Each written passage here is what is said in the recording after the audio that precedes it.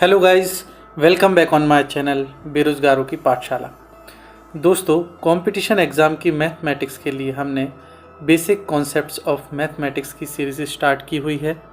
इसी कड़ी में हमारा आज का टॉपिक है नो योर नंबर्स, यानी अपनी संख्याओं की जानकारी। इस वीडियो में हम जानेंगे कि संख्याएं किस किस प्रकार की होती हैं। आप मेरे साथ लास्ट तक बने रहें। हम लोग काफ़ी आसान भाषा में मैथमेटिक्स सीखेंगे। तो चलिए शुरू करते हैं आज का हमारा टॉपिक नो योर नंबर्स। तो इसमें हमारा पहला पॉइंट है प्राकृतिक संख्याएं। प्राकृतिक संख्याएं क्या होती है दोस्तों? यानी नेचुरल नंबर्स। गिनती में प्रयोग होने वाली संख्याओं को प्राकृतिक संख्याएं कहते हैं। प्राकृतिक संख्याओं का प्रतीक n होता है। गिनती में यानी दोस्तों, जब हम स्कूल गए थे तो हमें जब गिनती सिखाई जाती है तो हमें 1 2 3 से गिनती सिखाई जाती है। तो जो संख्या 1 से स्टार्ट होती है उन संख्याओं को प्राकृतिक संख्याएं कहते हैं, यानी नेचुरल नंबर्स। और इसको ये n के प्रतीक, इसका प्रतीक जो होता है n होता है, यानी जहाँ n लिखा रहेगा वहाँ n का मतलब नेचुरल नंबर से होता है। और ये पॉइंट आप याद रखिएगा कि सबसे छोटी प्राकृतिक संख्या 1 होती है, यानी 1। ठीक है दोस्तों, चलिए अगला हमारा पॉइंट है पूर्ण संख्या क्या होती है दोस्तों, बताइए। होल नंबर्स, ये लिखा हुआ है जब प्राकृतिक संख्याओं में जीरो को शामिल कर लिया जाता है तो वह पूर्ण संख्या कहलाती हैं। पूर्ण संख्याओं का प्रतीक W होता है। यानी अभी हमने ऊपर पढ़ा इससे पहले कि प्राकृतिक संख्या 1 से स्टार्ट होती है। ये उससे पहले जस्ट जीरो जो है, जीरो को अगर शामिल कर लिया जाए तो यह पूर्ण संख्याएं कहलाने लगती हैं। तो जो सभी प्राकृतिक संख्याएं वो सभी पूर्ण संख्याएं होती हैं, क्योंकि जीरो शामिल कर लिए। बाकी ये जो है ये सेट आपका पूरा प्राकृतिक संख्याओं का है। चलिए नेक्स्ट पॉइंट देखते हैं, पूर्णांक संख्याएं यानी इंटीजर्स। इंटीजर्स क्या होता है दोस्तों? जब पूर्ण संख्याओं में ऋणात्मक चिन्ह यानी माइनस चिन्ह के साथ प्राकृतिक संख्या यानी नेचुरल नंबर्स को भी शामिल कर लिया जाता है तब वह पूर्णांक संख्या कहलाती हैं। पूर्णांक संख्याओं का प्रतीक I होता है। ये I बना हुआ है, I से हम इसको डिनोट करते हैं। तो उदाहरण ये देखिए, अनंत से स्टार्ट होके, अनंत से मैंने स्टार्ट किया है, या फिर -5 -4 -3 -2 फिर -1 फिर 0 1 2 3 4 अनंत तक। यानी कि जब हमने एक से ये पढ़ा था तो ये थी हमारी प्राकृतिक संख्या है। फिर हमने यहाँ 0 शामिल कर लिया, एक स्टेप पीछे गए तो हमारे हो गए पूर्ण संख्या। और 0 से भी जब पीछे जाते हैं -1 -2 -3 -4 -5 -6 से लेके अनंत तक, तो ये मिलाकर ये हमारे पूर्णांक हो जाते हैं। इनको हम इंटीजर्स बोलते हैं। तो देखा जाए तो नेचुरल नंबर जो है 1 से स्टार्ट हुए। नेचुरल नंबर किस में आते हैं? होल नंबर में। तो W में आ गए होल नंबर्स में। और नेचुरल होल नंबर्स किस में आएंगे? ये आते हैं हमारे इंटीजर्स यानी पूर्णांक में। ठीक है दोस्तों, चलिए नेक्स्ट देखते हैं आगे अगला पॉइंट। सम संख्याएं क्या होती है दोस्तों? सम संख्याएं वो होती हैं 2 से विभाजित होने वाली प्राकृतिक संख्याओं को सम संख्याएं कहा जाता है। 2 से विभाजित होने वाली प्राकृतिक संख्याओं का, ये यहाँ पर आप ध्यान दीजिएगा, प्राकृतिक संख्याएं। यहाँ वो पूर्णांकों को नहीं लिया गया है, प्राकृतिक संख्याएं। तो 2 से जो डिवाइड होती है, जैसे 2 फिर 4 फिर 6 8 10 इस तरह, फिर 12 फिर 14 फिर 16 फिर 18, ये सभी 2 से डिवाइड होती हैं। तो ये सभी सम संख्याएं कहलाती हैं। और ये वाला पॉइंट आप याद रखिएगा, कंपटीशन में पूछा जाता है कि सबसे छोटी सम संख्या बताइए। तो सबसे छोटी सम संख्या 2 होती है। आई होप आपको समझ में आ गया होगा। चलिए नेक्स्ट पॉइंट अपन देखते हैं। सम संख्याओं के बाद नेक्स्ट है हमारा विषम संख्याएं क्या होती हैं, यानी ऑड नंबर्स। तो ऑड नंबर्स क्या होते हैं? 2 से पूर्ण रूप से विभाजित नहीं होने वाली प्राकृतिक संख्याओं को विषम संख्याएं कहा जाता है। ऊपर जो हमने देखा था 2 4 6 8, वो 2 से डिवाइड हो रहे थे। तो उनके अलावा जो 2 से डिवाइड नहीं होते, ये देखिए, दूसरे शब्दों में कहें तो जो प्राकृतिक संख्या सम संख्या नहीं है वह विषम संख्या है। 2 से पहले एक विषम संख्या है, 1 के बाद 3, ये 2 से डिवाइड नहीं होता, 5 नहीं होता, 7, इसके बाद आएगा 9, फिर 11, फिर 13, फिर 15, फिर 17, ये सभी ऑड नंबर्स हैं। तो और ये पॉइंट आप याद रखिएगा, सबसे छोटी विषम संख्या 1 होती है, ये अक्सर पूछा जाता है, सबसे छोटी विषम संख्या 1 होती है। तो ऑड और इवन नंबर्स भी आपको समझ में आ गए होंगे। ऑड और इवन नंबर्स आपने अक्सर न्यूज़ में सुना होगा कि दिल्ली में ऑड इवन फार्मूला लागू हुआ है। तो वहाँ ऑड इवन फार्मूला प्रदूषण को देखते हुए क्या किया था सरकार ने, जिन गाड़ियों के आखिरी में इवन नंबर यानी सम संख्या होगी 2, 4, 6, 8, तो एक दिन उनके लिए डिसाइड किया था। और उससे अगला दिन जो विषम संख्या थी 1, 3, 5, जिनके आखिरी में ये होगा तो अगले दिन ये गाड़ियाँ चलेगी। तो इस प्रकार से 50% गाड़ियाँ रोज़ चल रही थी, जिससे वहाँ का प्रदूषण कम हो सके। ठीक है दोस्तों, सम विषम संख्या हमने समझ ली है। अब आगे चलते हैं।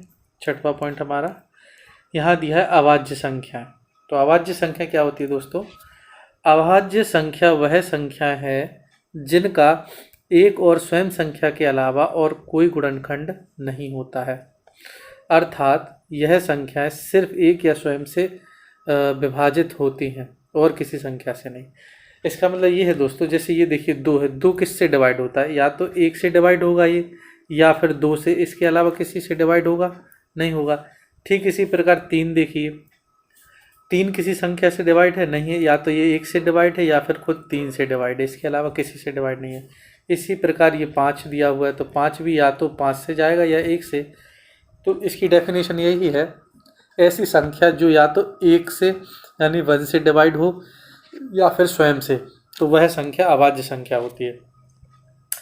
वहीं इसके बाद जैसे 4 की अभाज्य संख्या है, देखिए 1 से डिवाइड होगी, 2 से डिवाइड होगी, हाँ होगी, 4 से डिवाइड होनी, तो यानी ये संख्या 2 से भी डिवाइड हो रही, तो ये अभाज्य संख्या नहीं है। तो 7 यहाँ अभाज्य संख्या, 11, 17, 19, इस प्रकार काफ़ी बहुत सारी अभाज्य संख्याएं होती हैं, आप निकालिएगा। दोस्तों आपको एग्ज़ाम के पॉइंट ऑफ व्यू से मैं बता दूं कि आप ये चीज़ याद रख लीजिए जो एग्ज़ाम में अक्सर बहुत काम में आएगी, कि 1 से लेकर 100 तक हमारे पास कुल संख्याएं, अभाज्य जो संख्याएं होती हैं वो 25। कैसे, ये आप याद रख लीजिएगा, अपने कॉपी में नोट कर लीजिएगा। 1 से 25 तक होती हैं 9 संख्याएं।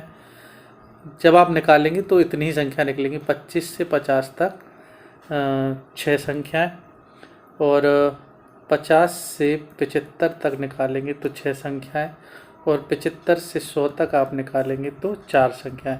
ये आपकी टोटल 9, 6, 15, 15 और 6, 21, 4, 25। तो टोटल आपकी 1 से 100 तक 25 अभाज्य संख्याएं होती हैं। ये अक्सर पूछ लिया जाता है, जैसे पूछ ली जाए आपसे कि 1 से लेकर 25 तक कितनी अभाज्य संख्या है, तो आपको याद है कि 9 अभाज्य संख्या है, तो आप तुरंत आंसर लगा देंगे, आपको निकालने की ज़रूरत नहीं होगी। तो उसके लिए आप ये याद कर लीजिएगा। उसके बाद अगला एक पॉइंट है इधर कि सबसे छोटी अभाज्य संख्या 2 है, साथ ही यह एक सम संख्या है। आप देखेंगे सबसे छोटी जो अभाज्य संख्या यहाँ लिखी है ये 2 है, और ये एक सम संख्या भी है। उसके बाद आप देखिए कोई भी अभाज्य संख्या जो है वो सम संख्या नहीं है, यानी जो आगे अभाज्य संख्या है वो सम संख्या नहीं होती है। एक ही सम संख्या होती है अभाज्य में, जो कि है 2।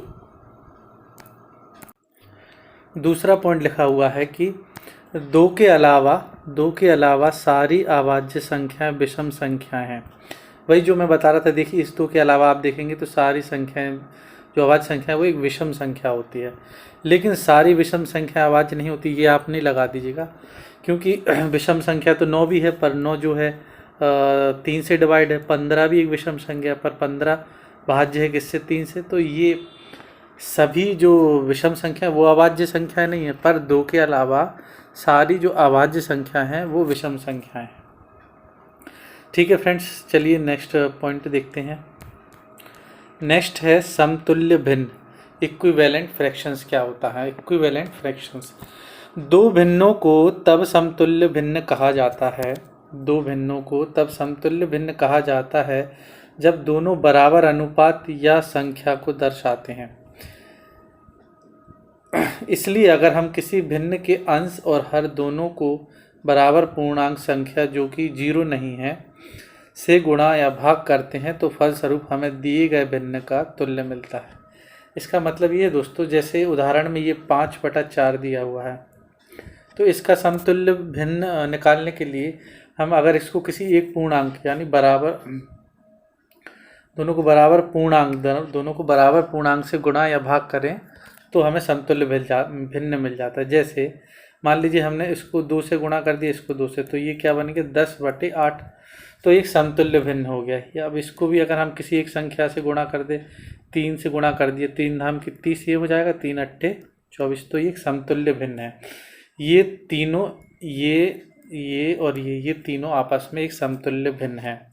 या फिर जैसे ये दिया हुआ, अभी तो हमने गुणा करके समतुल्य भिन्न निकाल लिया, अब भाग करके कैसे निकालेंगे। ये दुआ है 25, 50, दोनों को हम 5 से भाग कर दें, इसको 5 से भाग कर दें, इसको 5 से भाग कर दें, तो ये हो जाएगा 5×25 और ये 5 धाम की 50, तो 5/10 ये समतुल्य भिन्न हो गया।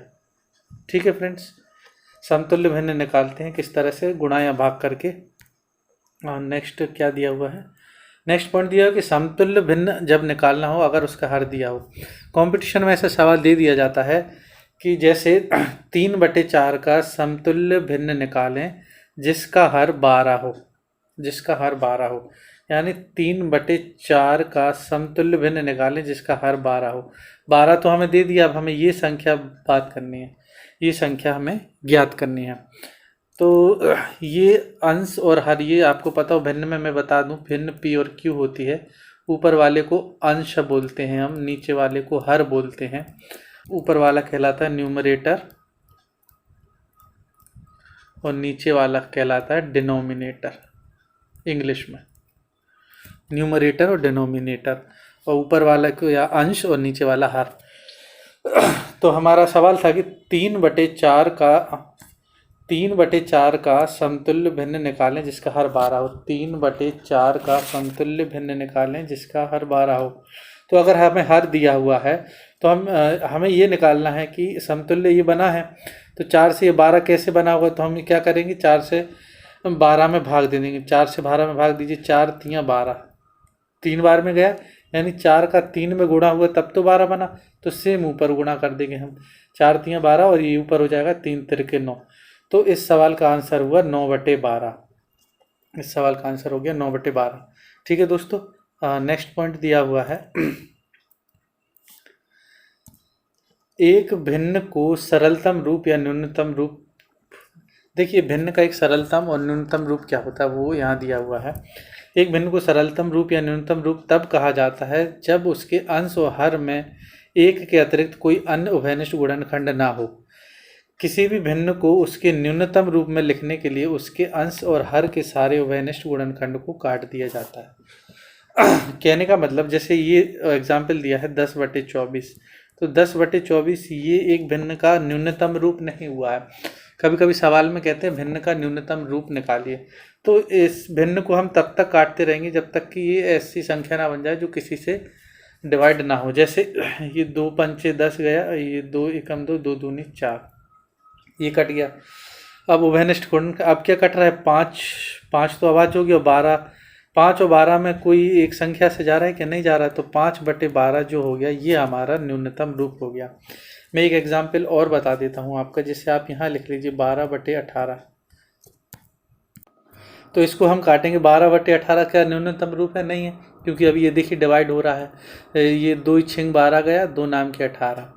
अभी ये कट रहा किसी एक संख्या से, हाँ बिल्कुल कटेगा जी, 3×2=6 हो जाएगा, 3×3=9। 2/3 क्या किसी एक संख्या से डिवाइड हो रहा है, यानी इसका कोई उभयनिष्ठ गुणनखंड नहीं है। तो इसका 12/18 का न्यूनतम जो रूप हो जाएगा भिन्न का, वो 2/3 होगा। ये हमारा आंसर। ठीक है दोस्तों, समझ में आया होगा, आसान है। नेक्स्ट देखते हैं। नेक्स्ट दिया है पॉइंट सहअवाच्य संख्याएं। सहअवाच्य संख्या क्या होती है दोस्तों? सहअवाच्य संख्याएं यानी को प्राइम नंबर्स। जब कोई भी दो संख्याओं का एक के अतिरिक्त कोई अन्य उभयनिष्ठ गुणनखंड ना हो तो वह संख्या सहअवाच्य संख्या कहलाती है। यानी एग्जाम्पल से समझिए, ये 2 और 3 संख्या दी हुई है, क्या ये किसी एक संख्या से कट रही है? एक के अतिरिक्त, एक से तो दोनों कटेगी और अपने आप से भी कटेगी। इन दोनों का एक उभयनिष्ठ गुणनखंड एक है, और किसी संख्या से कट रही नहीं कट रही, तो ये हमारी कहलाएगी सह अभाज्य संख्या। ठीक इसी प्रकार 4 और 9 दिया हुआ, ये 4 और 9, तो 4 और 9 भी हमारी सह अभाज्य संख्या इसलिए हैं। देखिए अलग अलग तो डिवाइड, जैसे 4 2 से कटता है तो 9 कटता है 3 से, पर किसी एक संख्या से कटना चाहिए। जैसे कि 4/9 ये हमारी जो भिन्न का न्यूनतम रूप था ना, किसी एक संख्या से डिवाइड नहीं हो रहा है। ठीक सह अभाज्य में भी वही कंसेप्ट लगता है कि 4 और 9 किसी एक संख्या से कट रहे नहीं कट रहा है, ये 2 से कट रहा है, ये 3 से। अगर ये दोनों ही 2 से कट रहे होते तो सह अभाज्य संख्या नहीं होते, पर ये नहीं कट रहे हैं तो ये सह अभाज्य संख्या। ठीक इसी प्रकार 3 और 5 ये सह अभाज्य संख्या है। सह अभाज्य संख्या भी पूछ लिया जाता है अक्सर रेलवे एसएससी में, तो ये आपको आना चाहिए। चलिए नेक्स्ट हमारा पॉइंट है परिमेय संख्याएं यानी रेशनल नंबर्स। तो रेशनल नंबर्स क्या होते हैं, इसकी परिभाषा देखिए। ऐसी संख्याएं जिसे p/q के रूप में निरूपित किया जा सके जहां p और q दो आपस में अभाज्य पूर्णांक हो, अभाज्य पूर्णांक संख्या हो, और q जो है 0 के बराबर ना हो, यानी q जो है 0 के बराबर ना हो, उसे परिमेय संख्या कहा जाता है। प्राय सभी पूर्णांक संख्या को भिन्न के रूप में निरूपित किया जा सकता है। जैसे -24 एक पूर्णांक है, तो दोस्तों कोई भी पूर्णांक है, तो जैसे -24 है तो इसके नीचे कुछ नहीं है तो वहाँ पर एक छुपा हुआ होता है, वहाँ एक लिख देते हैं। तो इसको देखिए p/q के फॉर्म में हम लिख सकते हैं, तो -24 हो गया, p q हो गया हमारा 1, तो यानी ये एक परिमेय संख्या हो गई। चलिए आगे चलते, आगे क्या लिखा है ये हमने सॉल्व कर लिया है कि -24 बराबर p होता है, q बराबर 1।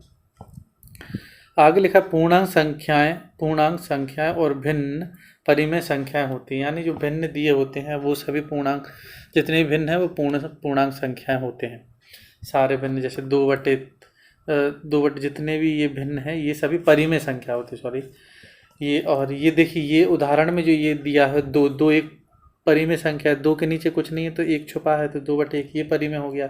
3/5 एक भिन्न है तो ये भी एक परिमेय संख्या है। और -6 अकेला है तो -6 के बटे में 1 होता है, तो ये भी एक परिमेय संख्या है। ऐसे 1/4 दिया हुआ, 1/4 भी एक परिमेय संख्या है। अब आगे क्या लिखा हुआ है दोस्तों कि परिमेय संख्याओं का दशमलव प्रसार या तो शांत हो यानी टर्मिनेटिंग, यानी कहीं आगे जाकर ख़त्म हो जाने वाली चीज़ होता है, या अनवसानी आवर्ती यानी non terminating recurring. Non terminating recurring का मतलब है कि ख़त्म तो नहीं हो रहा, पर कोई एक ही चीज़ जो है आगे एक चीज़ रिपीट हो रही है। जैसे एग्जाम्पल से समझिए 7/8, यानी 7 को जब 8 से आप भाग करेंगे तो उसका दशमलव प्रसार जाएगा 0.875, और 875 के बाद ये आगे डिवाइड नहीं होगी, रिमाइंडर 0 आ जाएगा। तो ये जो हुआ ये कहलाया हमारा शांत परिमेय संख्या। ठीक है दोस्तों, शांत परिमेय संख्या ये हो गई। आगे हम देखते हैं कि कुछ चरणों के बाद दशमलव प्रसार का अंत हो जाता है, अतः इस प्रकार की संख्या को शांत दशमलव संख्या होती है। और आगे दिया हुआ है वहीं दूसरी तरफ जब आप 1 को 3 से यानी 1/3 जो है 1 को 3 से भाग देंगे तो 1/3 का दशमलव प्रसार होता है 0.333। ये आगे बिंदी लगी, इसका मतलब अनंत तक यही आते जाना है। आप कितना भी डिवाइड करते जाएंगे आप देखेंगे, आप खुद डिवाइड करके देखिएगा 333 रिपीट हो जाएगा। तो यहाँ पर 3 जो है रिपीट हो रहा है। तो ऊपर एक बात लिखी थी कि ये जो लिखा था कि नॉन टर्मिनेटिंग रिकरिंग यानी अनवसानी आवर्ती, मान ली नॉन टर्मिनेटिंग है पर आवर्ती है, मतलब वही चीज़ रिपीट हो रही, टर्मिनेट नहीं हो रही।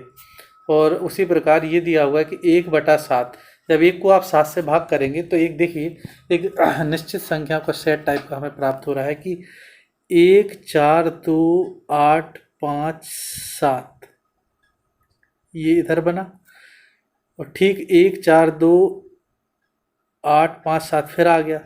फिर जब आगे चलेगा तो फिर आ जाएगा 1 4 2 8 5 7। इसी प्रकार से ये 1 2 3 4 5 6 हर छठवें अंक के बाद संख्या रिपीट होती जाएगी, सेम संख्या। तो ये भी नॉन टर्मिनेटिंग रिकरिंग कहलाएगा। तो ये भी एक परिमेय संख्या है, पर इसको बोलेंगे नॉन टर्मिनेटिंग रिकरिंग यानी यानी ये कहलाएगी अनवसानी आवर्ती संख्या। तो आगे क्या लिखा है, यहाँ हम देखते हैं कि दशमलव प्रसार में हमें एक पुनरावृत्ति खंड क्या था, ये यहाँ तक 7 तक, फिर एक ये 7 तक, और यहाँ पर 3 3 3 3 खंड प्राप्त होता है, जो कि सतत चलता रहता है, यानी लगातार चलता रहता है। सतत यानी लगातार, हर उसके बाद फिर वही रिपीट होता है। अतः इस प्रकार की परिमेय संख्या को अनवसानी आवर्ती दशमलव संख्या कहलाती है। ठीक है फ्रेंड्स, समझ में आ गया होगा परिमेय संख्या कैसी कैसी होती है। चलिए आगे देखते हैं। आगे दिया हुआ है अपरिमेय संख्याएं। अपरिमेय संख्याएं क्या होती हैं? Irrational numbers. तो इसकी परिभाषा दी हुई है, ऐसी संख्या, जो हमारा परिमेय संख्या था ना, जस्ट उसका अपोजिट ये होता है। ऐसी संख्या जिसे p/q के रूप में निरूपित नहीं किया जा सकता है, जहाँ p और q कोई पूर्णांक संख्या हो और q शून्य के बराबर ना हो, इस प्रकार की संख्या अपरिमेय संख्या कहलाती है। मतलब कोई ऐसी संख्या होगी जिसे p/q के रूप में लिखा ही नहीं जा सकता है, नहीं लिखा जा सकता। जैसे आप उदाहरण से समझिए, 0.3 का आप निकालें और 0.2 का आप निकालें, इसका 1.14 करके कुछ आएगा। यह या तो भिन्न या फिर दशमलव संख्या के रूप में एक सन्निकट मान देगी। सन्निकट मान मतलब इसमें ऊपर की तरह ना तो कोई रिपीट, वो जो सेट टाइप का बना था वो रिपीट नहीं हो रहा होगा। जैसे ऊपर में 0.3333 रिपीट हो रहा था, फिर आपने देखा कि 14857, फिर 14857 करके एक संख्या आ रही थी। पर जब आप इसके मान निकालेंगे तो ऐसा कुछ नहीं आएगा। जैसे √3 का 1.31234 ऐसा करके कुछ आएगा, √2 का 1.414256 ऐसा करके आएगा। तो ये एक के बाद दशमलव लग गया। दूसरी चीज़, यहाँ कोई चीज़ रिपीट ही नहीं हो रही है, तो हमें इस p/q फॉर्म में हम लिखें कैसे? हमारे पास कोई ऑप्शन ही नहीं आ रहा है इसको लिखने का, इसका कोई लिख ही नहीं सकते p/q में। इसलिए ये जो संख्या है ये अपरिमेय संख्या है।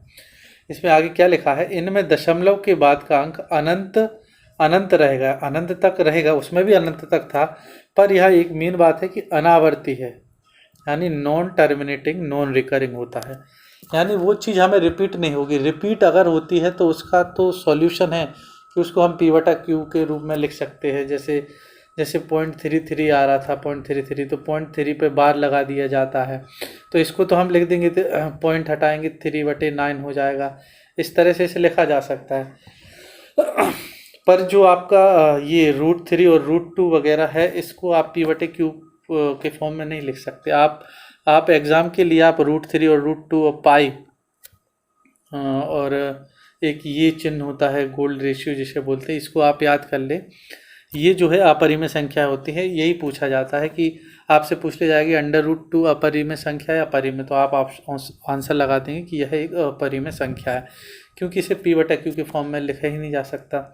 चलिए नेक्स्ट आगे क्या लिखा है, यही आप देखिए, पाई बराबर 22/7, जिसका मान होता है 3.1459, और ऐसे आगे चलता जाएगा, पर कोई रिपीटिशन आपको कहीं नहीं मिलेगा। कुछ भी संख्या आती जाएगी आगे, कुछ भी आता जाएगा आगे, 1496432 ऐसे करके के लिए भी होता है, जो एक अपरिमेय संख्या है। दूसरे शब्दों में हम कह सकते हैं कि अपरिमेय संख्या एक अनवसानी अनावर्ती दशमलव संख्या है।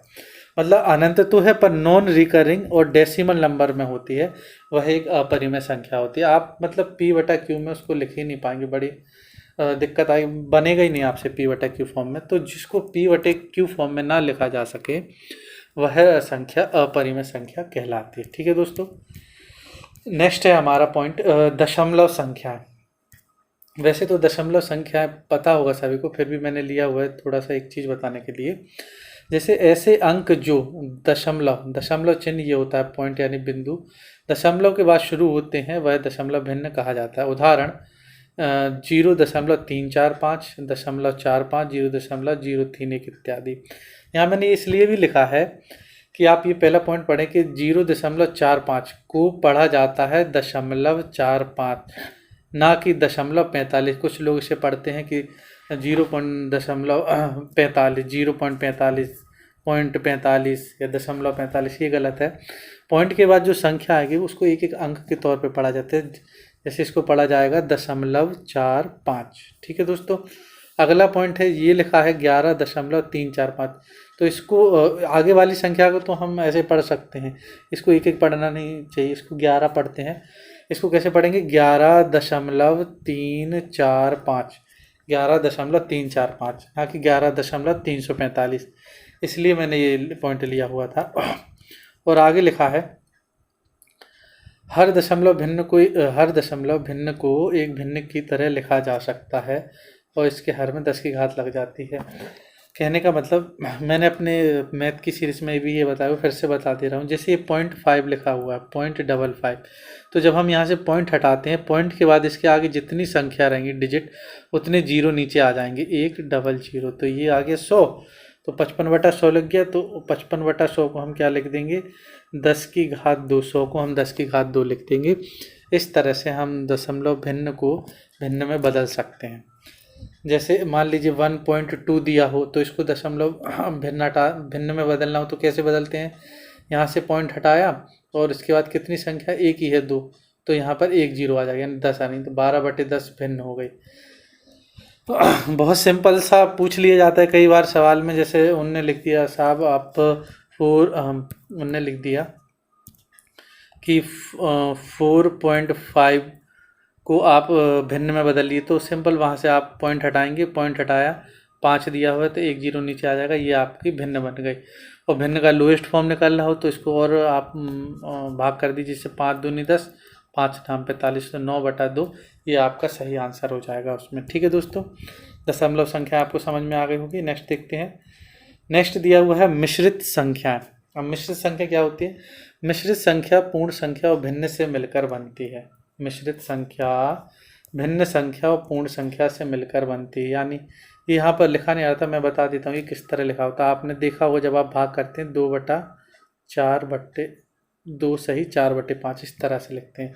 तो ये जो संख्या कहलाती है, ये मिश्रित संख्या कहलाती है, ये आपको पता होना चाहिए। इसको हम दूसरे तरीके से कैसे लिख सकते हैं? 2 + 4/5, इस तरह से इसको लिख सकते हैं, इसका और आगे प्रसार। और इसको सॉल्व करने का तरीका क्या होता है कि ये 5 का गुणा होता है 2 में, इसका 5 में गुणा होगा, फिर इसके बाद जो संख्या आएगी इसका प्लस होगा इसमें, यानी इसका हल हो गया 5 का 2 में गुणा होगा तो 5 दूनी 10, और 10 में 4 जुड़े 14। ठीक इसी तरह 1-2 और एग्जाम्पल ले लेते हैं हम। जैसे ये लिखा है 213, तो इसका क्या होगा? इसका होगा 3 × 2 होगा, फिर जो मान आएगा प्लस में, ये +1 अंश जोड़ देंगे तो कितना आएगा? 3 दूनी 6 1 7। तो ये आपको हल करने आना चाहिए। छोटी छोटी चीज़ें हैं, पर कुछ ऐसे अभी लोग हैं जो तैयारी कर रहे हैं, इनको ये छोटी छोटी बातें भी नहीं पता है, तो उन्हीं लोगों के हेल्प के लिए मैंने बेसिक कॉन्सेप्ट्स वाली सीरीज स्टार्ट की है, ताकि आप समझ सकें। एक एग्जांपल और बता देता हूँ मैं। जैसे ये दिया हुआ है 934, तो इसको कैसे हल करेंगे? यहाँ इन दोनों का गुणा होगा, यहाँ प्लस होगा, यानी 4 × 3 होगा, +9 होगा, तो 4 × 3 = 12, 12 और 9 21, ये हमारा आंसर। ठीक है फ्रेंड, मिश्रित संख्या हमने सीख ली है। नेक्स्ट हमारी कौन है? पूर्णकालिक संख्या, यानी परफेक्ट नंबर। अब परफेक्ट नंबर क्या होता है हम सीखेंगे। अगर किसी संख्या n, मान लीजिए कोई संख्या n है, n के सभी भाजकों का योग जो है, n को छोड़ दें, के सभी भाजकों का योग दिए गए संख्या यानी n के बराबर ही आए, तो ऐसी संख्या पूर्णकालिक संख्या कहलाती है, या वह एक परफेक्ट नंबर होता है। जैसे उदाहरण के लिए हम लिया है 6 और 28, तो 6 आप देखेंगे, 6 का आप जब इसके गुणनखंड करेंगे, 6 का आप ऐसे निकालते हैं गुणनखंड, जैसे 2 × 3 = 6 और 3 × 1 = 3 और 1 का 1, तो इसके क्या है? 1 2 आया, 3 आया और 1, तो ये 1 2 3 जो आया, जब आप इसको जोड़ेंगे तो इसका योग 6 ही आ रहा है ना। तो 6 संख्या थी और उसके जो फैक्टर हुए उनका योग भी 6 आया, तो यह एक परफेक्ट नंबर हो गया। ठीक उसी प्रकार यहाँ पर 28 जो दिया हुआ है, 28 के जब आप फैक्टर निकालेंगे तो 1 2 4 7 14 आएगा, और इनका योग आ रहा है 28, यानी 28 और 6 परफेक्ट नंबर है, जिनके आप फैक्टर करेंगे और उनको जोड़ेंगे तो वही संख्या आपको प्राप्त होगी योग करने के बाद। ठीक है दोस्तों, तो आज के वीडियो में इतना है। यहाँ हमने अपनी संख्याओं की जानकारी ले ली है। आगे जब हम आप क्लासेस में बोलेंगे पूर्णांक या प्राकृतिक संख्याएं, है ना, या फिर पूर्ण संख्या, तो आप आसानी से समझ जाएंगे परिमेय संख्या क्या होती है, अपरिमेय क्या होती है, सम विषम संख्याएं, ये सब आपको क्लियर हो गए होंगे। ये आना भी चाहिए, आगे बहुत काम आने वाले हैं आपके जब हम मैथ्स स्टार्ट करेंगे और आगे के चैप्टर। तो आज के लिए दोस्तों इतना ही। अगर आपको वीडियो पसंद आया है तो लाइक करें, शेयर करें, सब्सक्राइब करें और भी अपने दोस्तों लोगों को जोड़ें जो भी कंपटीशन की तैयारी कर रहे हैं। आप जी तोड़ मेहनत करें, बड़ी प्रबल संभावना है नौकरी पाने की, आराम से लगेगी। मेहनत इतनी कर डालिए, आपकी नौकरी ज़रूर मिलेगी दोस्तों। सच्चे दिल से, सच्ची लगन से और ईमानदारी के साथ आप मेहनत करें, ज़रूर नौकरी मिलेगी आपको। तो आज के लिए इतना ही दोस्तों, मिलते हैं नेक्स्ट वीडियो में, तब तक के लिए नमस्कार।